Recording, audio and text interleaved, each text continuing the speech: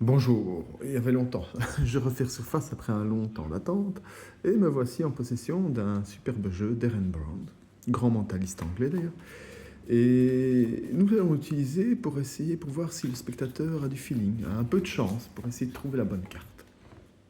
Alors, voilà, on a un superbe jeu là. Avant de commencer avec ce jeu, on va regarder cette carte ici. Alors ici, j'ai mis de côté 3 cartes spéciales.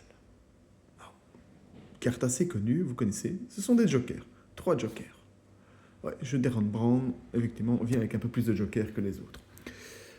Alors, dans un premier temps, nous allons tirer au hasard une carte qui va servir d'objectif. Alors, on demande au spectateur de dire stop quand il veut, stop, voici, et il s'arrête sur cette carte-ci. Nous en prendrons connaissance plus tard. Demandons ensuite au spectateur de couper le paquet en 3 jeux. Voilà. Voilà, 3 parties plus ou moins égales. Voilà. Et maintenant, nous allons voir si le spectateur avait du feeling. Alors, sur la première carte, il s'est arrêté sur le 5 de cœur. Pas mal. Nous verrons si ça correspond à quelque chose. Ensuite, il s'arrête sur le 8 de trèfle. Ok, je ne vois pas déjà de lien entre les 2 cartes. Nous allons voir la dernière.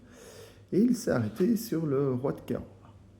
Bon, aucune ressemblance avec les 2 autres. Quel était l'objectif? L'objectif était l'as de pique. Ah oui, vraiment, il n'y a aucun rapport. Bon, bah alors nous allons devoir faire appel à nos jokers. Regarde, nos jokers peuvent prendre un peu l'apparence de n'importe quelle carte. Je place mon roi de carreau dedans. Je passe au-dessus de l'as de pique. Et là, il se passe quelque chose d'un peu bizarre. Le roi de carreau se transforme en as de cœur. Ah, ça c'est pas mal. Bon, on a corrigé une carte. On va faire un peu plus compliqué ici. Donc vous voyez bien le 8 de trèfle. Si je ne passe pas au-dessus de l'as de pique, rien ne se passe. Ça reste comme avant. Donc je passe délicatement au-dessus et ainsi il peut prendre la sensation de l'as. Et là justement se transforme en as de carreau. Bon, il reste la dernière.